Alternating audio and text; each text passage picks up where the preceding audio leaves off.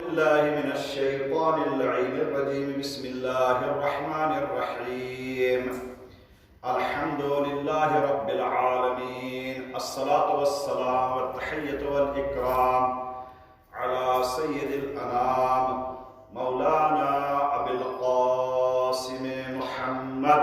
اللهم صل على محمد وآل محمد وعلى أهل بيته الطيبين الطاهرين المعصومين. أما بعد. صلوات على محمد وآل محمد. اللهم صل على محمد وآل محمد. روزے اور اس سے متعلق کل کچھ عرض کیا تھا اور وہیں سے کنٹینیو کرتے ہوئے دو تین باتیں آج عرض کرنا ہے، جس میں ایک حدیث میں پیغمبر اکرم صلی اللہ علیہ وآلہ وسلم یہ ارشاد فرماتے ہیں کہ الصائم فی عبادت اللہ، روزے دار کی فضیلت اور جو انسان روزہ رکھتا ہے اس کی عظمت کیا ہے، اس حدیث سے پتہ چل جاتا ہے۔ الصائم فی عبادت اللہ، روزے دار ہمیشہ اللہ کی عبادت میں ہوتا ہے، یعنی وہ اللہ کی عبادت میں مصروف ہے جب وہ روزے کی حالت میں۔ وَإِنْ كَانَ نَائِمًا عَلَى فِرَاشِهِ، چاہے وہ اپنے بسترے کے اوپر ہی کیوں نہ سویا ہوا ہو، اگر سوتا ہوا بھی انسان ہے اور روزے دار ہے، روزہ رکھے ہوئے ہے، تو وہ اللہ کی عبادت میں مصروف ہے، بزی ہے اللہ کی عبادت میں۔ اسے نہیں کہا جا سکتا یہ تو سو رہا ہے۔ آپ کہہ سکتے ہو اگر روزے دار سو رہا ہے تو آپ اسے یہ کہہ سکتے ہو کہ یہ اللہ کی عبادت میں مصروف ہے۔ البتہ ایک کنڈیشن ہے، حدیث کا جو اگلا جملہ ہے اس میں بیان کیا گیا ہے ما لم یغتب مسلما، جب تک وہ کسی مسلمان بھائی کی غیبت نہیں کرتا ہے۔ روزے میں امپورٹنٹ چیز بہت سی چیزیں، جہاں کھانے سے بچنا اور پینے سے بچنا ہے، کھانا پینا نہیں ہوتا ہے روزے میں، وہاں اور بھی بہت سی چیزوں کا ہمیں روزے میں دھیان رکھنا پڑتا ہے۔ تو خالی بھوکا اور پیاسا رہنا ہی روزے کا نام نہیں ہے، اور چیزوں کو بھی کنٹرول کرنے کی ضرورت ہے۔ آنکھوں کو، یہ بیان بھی کیا گیا ہے، آنکھوں کا روزہ، کانوں کا روزہ، زبان کا روزہ، ذہن کا روزہ، ہاتھ اور پیروں کا روزہ، یہ بھی ساری چیزیں ہوتی ہیں۔ تو خالی پیٹ کا نہیں ہوتا ہے کہ اس میں نہ کھانا پہنچاؤ اور نہ ہی پانی پہنچاؤ اور یا دوسری چیزیں الگ سے نیچے مت اتارو۔ تو اور بھی بہت سی چیزیں ہیں، اور اس میں سے ایک یہ بھی ہے کہ جب تک وہ عبادت میں بزی رہے گا، عبادت میں مصروف رہے گا، جب تک کہ وہ کسی مسلمان برادر کی، مسلمان بھائی کی غیبت نہ کرے۔ غیبت کی مذمت کافی کی گئی ہے دین اسلام میں۔ سورہ حجرات میں یہ بیان کیا گیا ہے کہ اگر کوئی انسان غیبت کرتا ہے نارمل ڈیز میں بھی، عام دنوں میں، خالی روزے کی حالت میں ہی نہیں ہے، اور دوسرے دنوں میں بھی اگر کوئی انسان غیبت کرتا ہے کسی برادر کی، کسی بھائی کی، تو اس کے لیے کہا گیا ہے کہ وہ غیبت کرتے ہوئے ایسا لگتا ہے کہ جیسے وہ اپنے کسی مردہ جنازے کا، اگر بھائی مر گیا ہے اور اس کا گوشت کھا رہا ہے۔ تو یہ سورہ حجرات میں بیان کیا گیا۔ تو غیبت کی مذمت بہت ہے، وہ مجھے زیادہ عرض نہیں کرنا ہے یہاں پر، لیکن بہرحال اتنا ضرور ہے کہ غیبت سے ہمیں روزے کی حالت میں بھی بچنا چاہیے، جسے یہاں کی لوکل لینگویج میں ہم بول سکتے ہیں پنچیت لگانا۔ اب یہ پنچیت کبھی ہو سکتا ہے ایسے ڈائریکٹ فیس ٹو فیس بھی ہو سکتی ہے، اور واٹس ایپ یونیورسٹی چل رہی ہے آج کل، چلتی ہے نا، اسے نام دیا گیا ہے واٹس ایپ یونیورسٹی، اس کے اسٹوڈنٹ سب ہیں۔ یونیورسٹی میں کیا ہوتا ہے، گریجویٹ اور پوسٹ گریجویٹ لوگ رہتے ہیں، وہ پڑھتے ہیں۔ تو بہرحال ایک کالج لیول کا جو ہے، اسکول لیول، کالج لیول، وہ پورا کرنا پڑتا ہے۔ اس کے بعد آدمی یونیورسٹی میں جاتا ہے، اور وہاں کچھ تھوڑا میچورٹی ہوتی ہے ان کے اندر، جو اسٹوڈنٹس ہوتے ہیں یونیورسٹی کے۔ لیکن واٹس ایپ کی یونیورسٹی ایک ایسی ہے کہ اس کا کوئی سلیبس ہے نہ کوئی اس کی کوالیفیکیشن ہے، جس پہ تھوڑا سا اسمارٹ موبائل چلانا آتا ہے وہ اس کا اسٹوڈنٹ ہے۔ وہ کچھ بھی، چاہے ٹائپنگ میں غلطی ہو یا نہ ہو، کچھ بھی کرے، تو واٹس ایپ یونیورسٹی اگر اس میں بھی پنچایت لگ رہی ہے تو وہ بھی۔ اب روزے میں بیٹھے ہیں اپنے گھر میں اور چلا دیا ہم نے ایک ایسا میسج ڈال دیا کہ جو فیک تھا، جس کی کوئی ریالٹی نہیں تھی، تو وہ بھی آ جاتا ہے غیبت کے شمار میں۔ اب یہ نہیں ہے کہ زبان سے ہی کہہ رہے ہیں انسان، کسی کو لکھ کے بھیج دیا ہے لیٹر کے ذریعے سے، اس سے بھی ہوتا ہے۔ اب یہ اس یونیورسٹی میں بڑا جو ہے وہ آج کل ایسا ماحول ہو گیا ہے کہ ہم اس سے بچ بھی نہیں سکتے، اور اس میں رہیں گے تو بہرحال اپنے کو سیو کرنا بہت ضروری ہو جاتا ہے۔ تو روزہ ہمارے لیے ایک بہترین ذمہ داری ہے کہ ہم ایسی جو ہے وہ باتوں سے، افواہوں سے، یا غلط باتیں بیان کرنے سے یا فارورڈ کرنے سے یا لکھنے سے بچیں جس کا ایفیکٹ ہمارے روزے کے اوپر ہوتا ہے غیبت کی شکل میں۔ تو یہ ایک حدیث ہے ہمارے رسول اکرم نے بیان فرمایا ہے کہ جب تک روزہ دار روزے میں ہے۔ اچھا ایک چیز اور عرض کروں میں، جب ہم یہ کہتے ہیں کہ روزے دار، روزہ رکھنے والا، تو سمجھ میں کیا آتا ہے کہ صبح کی اذان سے لے کے اور مغرب کی اذان تک جو انسان نہ کھائے پیے اسے روزے دار کہا جاتا ہے۔ یہ حقیقت ہے کہ اتنا ہی ہے، لیکن اس سے آگے بڑھ کے بھی اللہ کے فضل و کرم سے روزے دار، روزے کی حالت میں اسے بھی کہا جاتا ہے کہ جو نیت کی ہے انسان نے، آج روزہ رکھا ہے اور کل کو بھی رکھنا ہے اسے۔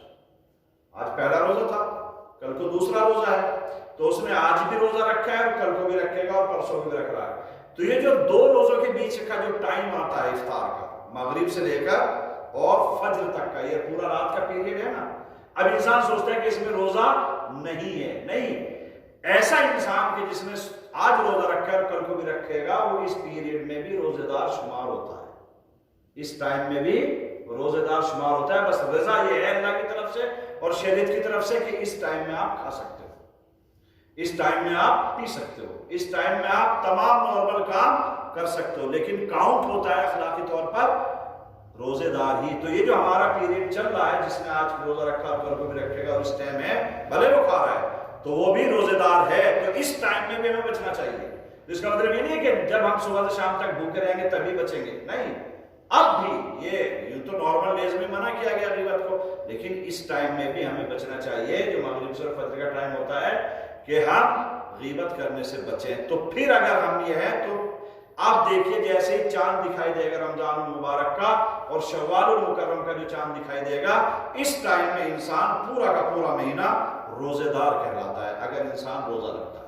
ایک صلوات پڑھے پر محمد و آل محمد۔ اللہم صلی علی محمد و آل محمد۔ اس کے بعد میں ایک حدیث ہے حضرت امام محمد باقر علیہ السلام کی، جس میں آپ نے ارشاد فرمایا ہے کہ من منعہ الصوم من طعام یشتہیہ کان حقا علی اللہ ان یطعمہ من طعام الجنت ویسقیہ من شرابہا۔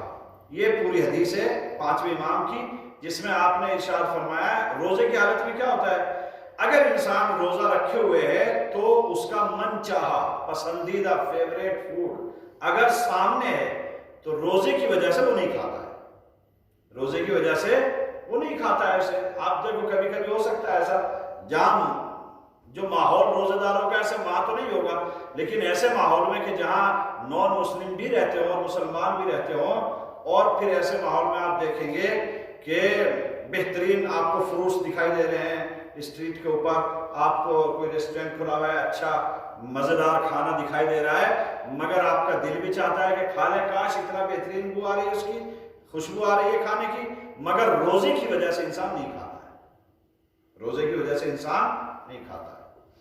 تو یہ اس میں اشارہ کیا ہے پانچویں امام نے کہ اگر کوئی انسان ایسا ہے کہ جس کو روزے کی وجہ سے اس کا فیوریٹ اور پسندیدہ کھانا نہیں کھانے کو ملتا اور سامنے ہے اور پتہ چلا افطار بھی نہیں ملے گا پھر وہ تو مس ہو گیا اس سے، تو ابھی کیا ہے امام فرماتے ہیں وَكَانَ حَقًّا عَلَى اللَّهِ أَن يُطْعِمَهُ مِن طَعَامِ الْجَنَّةِ، اللہ کے اوپر یہ حق ہے اس روزے دار کا۔ اب دیکھو آپ یہ نہیں کہ اللہ اجر دے گا، اللہ ثواب دے گا، اللہ اس کے اوپر جزا دے گا، اللہ بدلہ دے گا، نہیں، یہ روزے دار کا حق ہے اللہ کے اوپر، اور حق جو ہے وہ حق اگر کسی کا کسی کے اوپر ہے تو وہ پے کرنا ہی پڑتا ہے، وہ دینا ہی پڑتا ہے، جب تک انسان اسے پے نہیں کرے گا، ادا نہیں کرے گا، تب تک وہ حق انسان کے اوپر ہی رہے گا۔ جیسے آپ دیکھیں رائٹس آف چلڈرن ہوتا ہے، پیرنٹس ہوتا ہے، استاد، ٹیچر، یہ ساری چیزیں بتاتے نہیں بتاتے ہیں کہ ایک دوسرے کے اوپر رائٹس ہیں یا نہیں ہے، وہ جب تک پے نہیں کیے جائیں گے، جب تک ادا نہیں کیے جائیں گے، وہ رائٹس ادا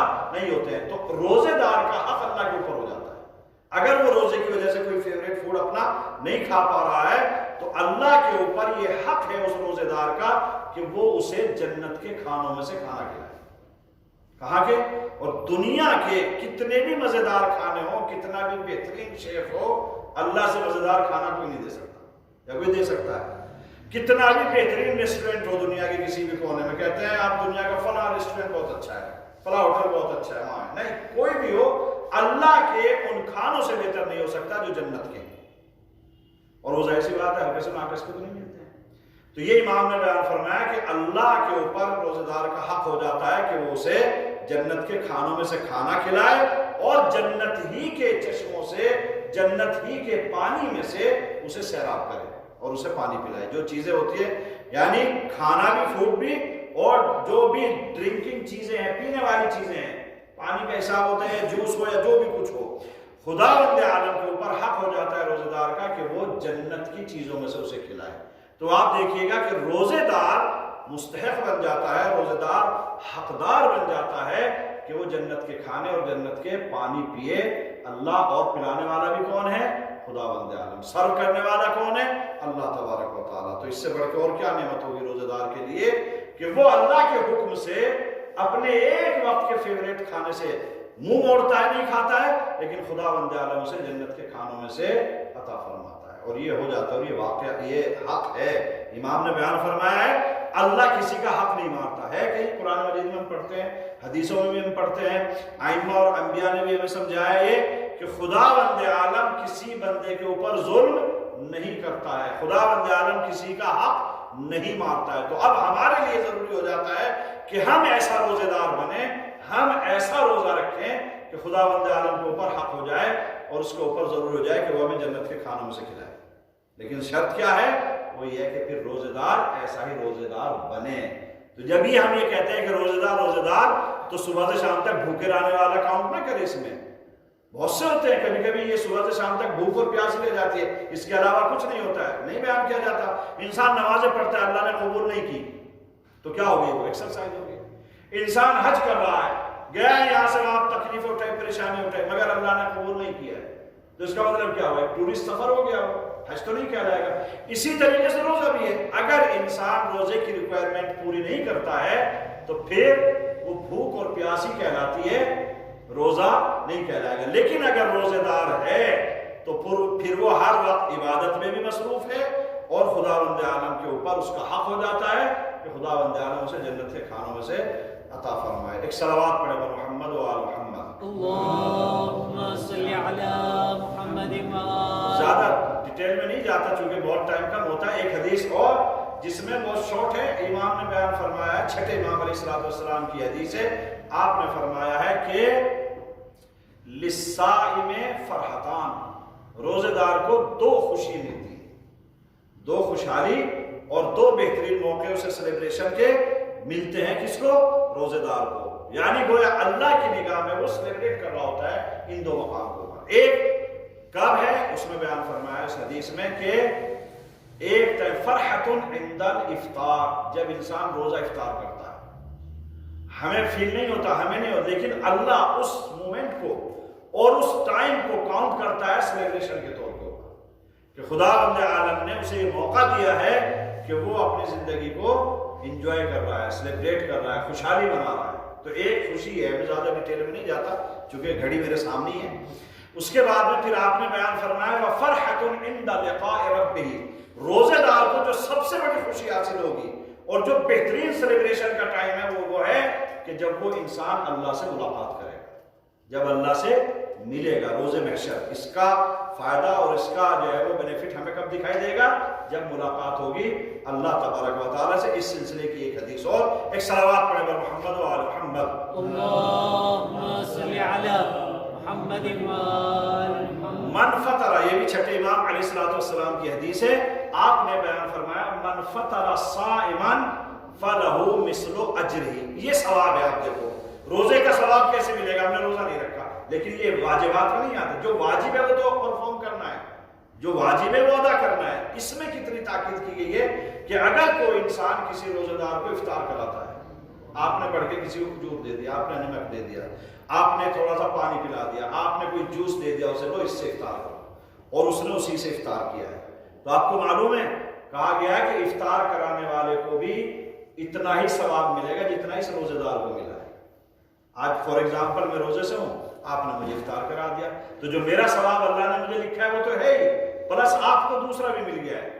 تو اگر اس نے بھی روزہ رکھا ہے تو اس کے 2 روزے ہوئے، میرا تو ایک ہی روزہ کہلائے گا، اور افطار کرانے والے کا کتنا کہلائے گا؟ ایک خود اس نے اپنا رکھا ہے وہ، اور ایک جو افطار کرایا اس کا۔ تو افطار کرانے کی بھی بہت زیادہ تاکید کی گئی ہے دین اسلام میں، اور یہ حدیث ظاہر سی بات ہے چھٹے امام کی ہے، تو کلیئرلی اس میں بیان کیا گیا ہے کہ ڈبل ثواب ہو جاتا ہے، کھلانے والے کو بھی اور کھانے والے کو بھی۔ تو ہمیں اس سے بھی نہیں بچنا چاہیے کہ ہم خیال کریں کہ ایک دوسرے کو، مومن بھائی کو ایک دوسرے کو افطار کرایا جائے۔ آج کل تو تھوڑا ماحول ذرا اچھا نہیں ہے، کہا جاتا ہے بچو بچو بچو ایک دوسرے سے، مگر بہرحال احتیاط کے ساتھ بھی ہم اس کام کو انجام دیتے رہیں۔ الہی بحق الزہرا و ابیہا و بعلہا و بنیہا، پروردگارہ بحق محمد و آل محمد، یا اللہ ہماری اس مختصر سی عبادت کو قبول فرما، پروردگارہ ہماری توفیقات میں اضافہ فرما، پروردگارہ بحق محمد و آل محمد ہمیں گناہ اور برائیوں سے بچنے کی توفیق عطا فرما، پروردگارہ ہماری دعاؤں کو قبول فرما، ماہ مبارک رمضان کی برکتوں اور رحمتوں کو ہم سب کے اوپر نازل فرما، یا اللہ اس ماہ مبارک کے ہمیں زیادہ سے زیادہ اپنی عبادت انجام دینے کی توفیق عطا فرما، گناہوں سے اور تیری نافرمانیوں سے بچنے کی توفیق عطا فرما، پروردگارہ محبان اہل بیت جہاں کہیں بھی آباد ان کی جان و مال عزت و آبرو کی حفاظت فرما، پروردگارہ جو پریشان حال ان کی پریشانیوں کو دور فرما، پروردگارہ جو بیمار انہیں شفائے عاجل عنایت فرما، یا اللہ جو بے اولاد ہیں تجھے جناب حضرت علی اصغر کا واسطہ انہیں صاحب اولاد فرما، پروردگارہ جو بیمار انہیں شفائے عاجل عنایت فرما، پروردگارہ موجودہ وبا سے ہم سب کو، تمام حاضرین کو، تمام مومنین و مومنات کو دنیا میں بھی جہاں کہیں آباد ہے خاص کر، اور پروردگار عمومی طور پر تیرے بندے ہیں، تیری مخلوق ہے، انسان ہیں، ان تمام انسانوں کو جو اس وبا سے پروردگار عالم متاثر ہوئے ہیں ان سب کو شفائے کامل و عاجل عنایت فرما، ہم سب کو اس سے محفوظ و مصون فرما، یا اللہ بحق محمد و آل محمد اتباعت عالیات و مقامات مقدسہ کی حفاظت فرما، علماء اعلام مراجع کرام کی حفاظت فرما، خصوصاً آیت اللہ خامنہ یا آیت اللہ سیستانی کو طول عمر اور صحت و سلامتی کے ساتھ پروردگار عالم ہمارے سروں پر ان کا سایہ ہمیشہ قائم و دائم فرما، پروردگارہ امام زمانہ کے ظہور میں تعجیل فرما، ہم سب کو ان کے ناصرین و مددگاروں میں شمار فرما، ربنا تقبل منا انکا انت السمیع العلیم، بر محمد و آل محمد صلی اللہ علیہ وسلم۔